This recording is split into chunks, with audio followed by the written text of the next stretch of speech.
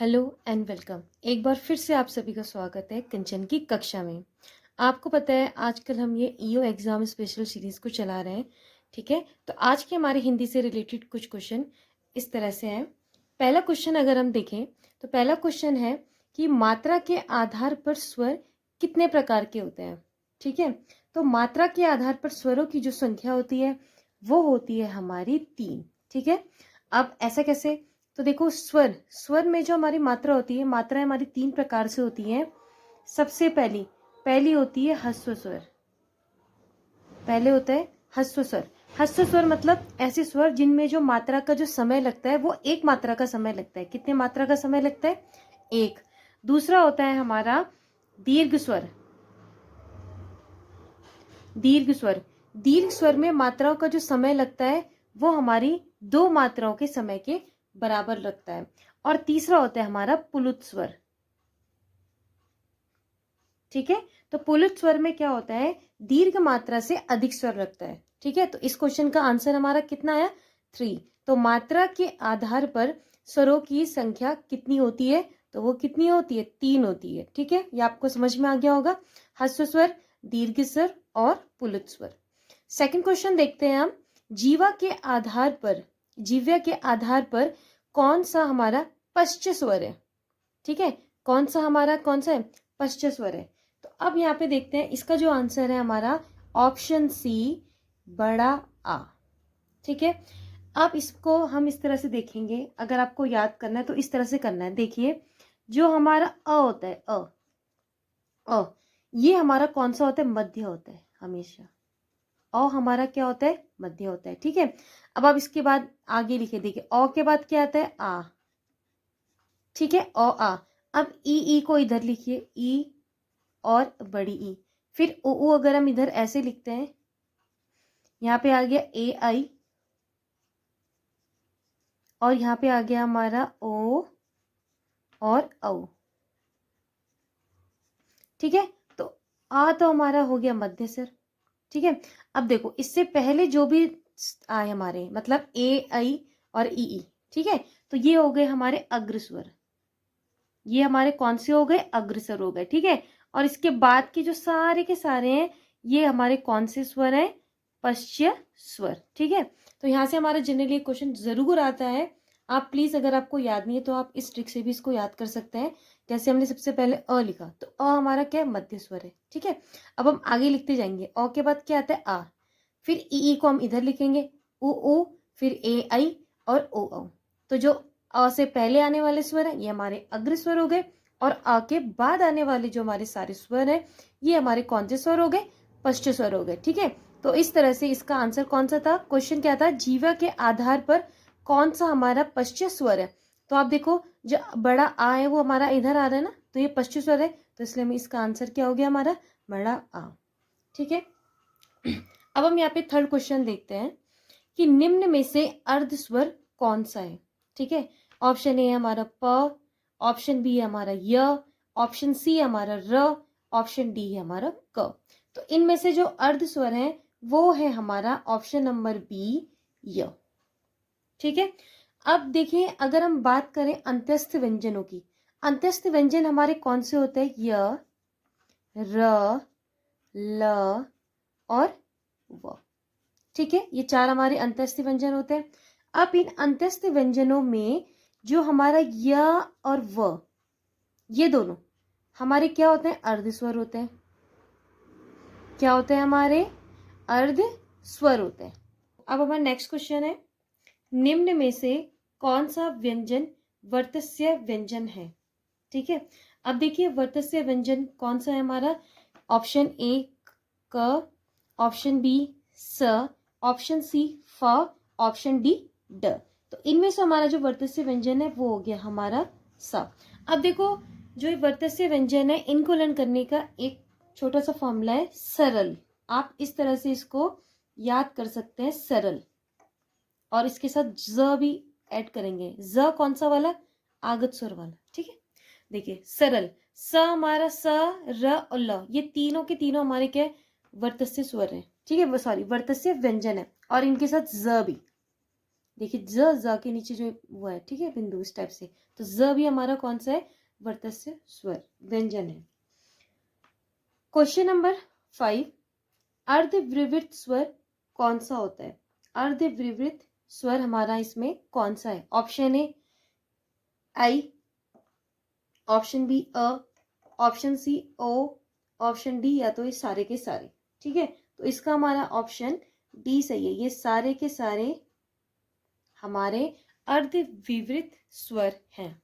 ठीक है, अब देखो इस क्वेश्चन को सॉल्व करने के लिए आपको सबसे पहले पता होना चाहिए कि अर्धविवृत स्वर होते क्या है। ठीक है, अब जब हम स्वरों का अपना जो हमारे स्वर होते हैं उनका जब हम वर्गीकरण देखते हैं तो हम एक तरह का वर्गीकरण देखते हैं मुख द्वार खुलने के आधार पर। ठीक है, आई होप आप सबने पढ़ा होगा, तो वो कौन सा वो होता है, हमारा वर्गीकरण होता है मुख द्वार खुलने के आधार पर। ठीक है, हम उसका अलग अलग वर्गीकरण करते हैं ना, तो मुख द्वार खुलने के आधार पर। अब अगर मैं इसमें यहाँ पे बात करूं, देखिए जो हमारे वो होते हैं, हम क्या करते हैं यहाँ पे, अगर हम इसे याद करेंगे तो किस तरह से याद करेंगे, देखिए हम जब ये लिखते हैं ना, अ आ ई उ ऊ ए आई ओ औ। ठीक है, इस तरह से लिखा। अब देखिए आप एक चीज याद रखना, जो बड़ा आ है, बड़ा आ हमारा क्या होता है, विवृत होता है। क्या होता है, विवृत। विवृत माने मुंह खुला हुआ रहता है, जिन स्वरों के उच्चारण में हमारा मुंह खुला रहता है। अगर आप देखेंगे आप बोलिए इस तरह से तो आपका जो पूरा मुंह है वो क्या होगा, खुला हुआ रहेगा।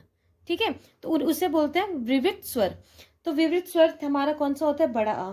ठीक है, इसके बाद देखिए ई और ऊ, ये चारों के चारों हमारे क्या होते हैं, संवृत होते हैं। क्या होते हैं हमारे, संवृत स्वर होते हैं। ठीक है, अब क्यों संवृत माने क्या होता है, जिसमें हमारा मुंह क्या होता है, बंद रहता है। जैसे आप बोलेंगे ई ओ, तो आपका मुंह क्या हो रहा है, बंद हो रहा है ना। और जैसे आ में क्या हो रहा है, आपका मुंह बहुत ज्यादा खुल रहा है, तो वो विवृत हो गया।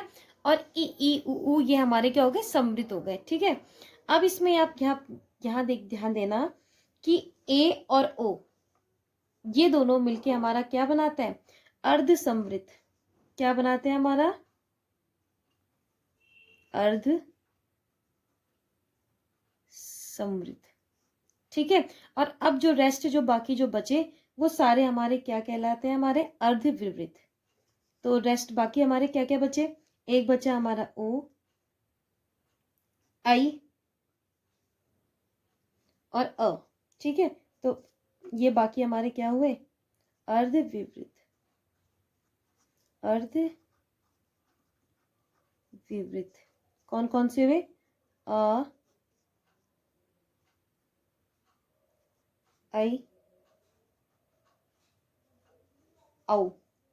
ठीक है, तो आई होप आपको इस तरह से समझ में आ गया होगा। जैसे पहले हमने सिंपल यहाँ पे अपने सारे वो लिखे, स्वर लिखे हैं।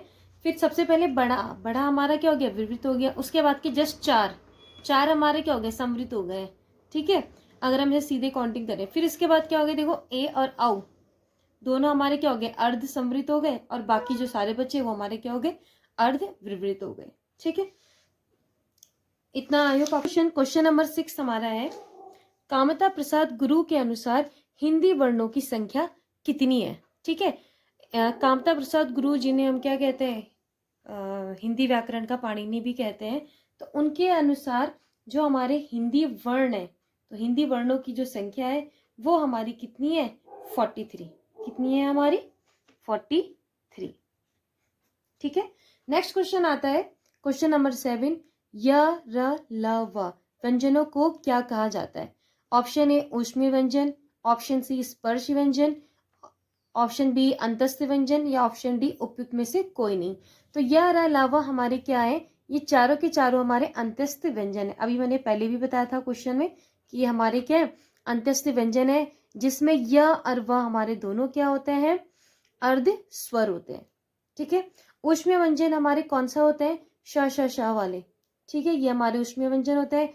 स्पर्शी व्यंजन हमारे कौन से होते हैं? स्पर्शी व्यंजन की जो संख्या होती है वो होती है हमारी 25, और जैसे क वर, ठीक है, च वर, ट वर, ये सब हमारे क्या होते हैं? स्पर्शी व्यंजन होते हैं। नेक्स्ट क्वेश्चन आता है क्वेश्चन नंबर 8।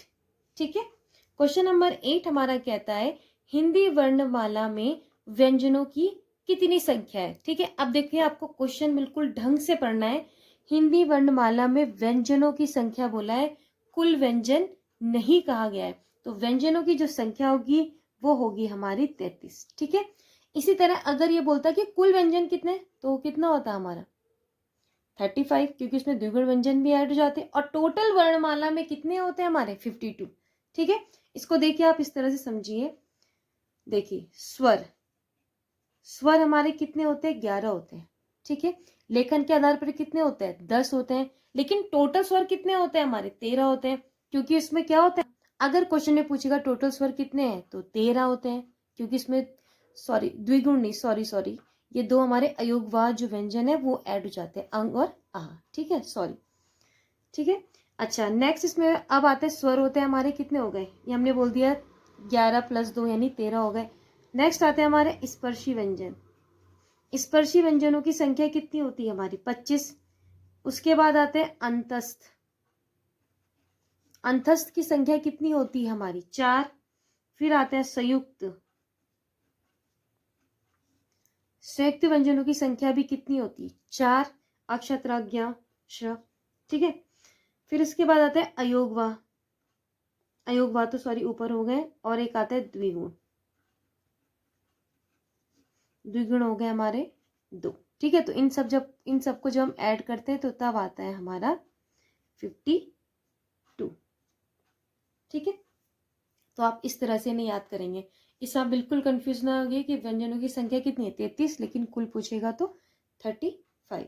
ठीक है, क्वेश्चन नंबर 9 में हम देखते हैं हिंदी में ब की ध्वनि क्या है? ब की ध्वनि, ऑप्शन ए ओष्ठ्य, ऑप्शन बी दंत्य, ऑप्शन सी तालव्य, ऑप्शन डी हमारा क्या हो गया? वर्चस्व।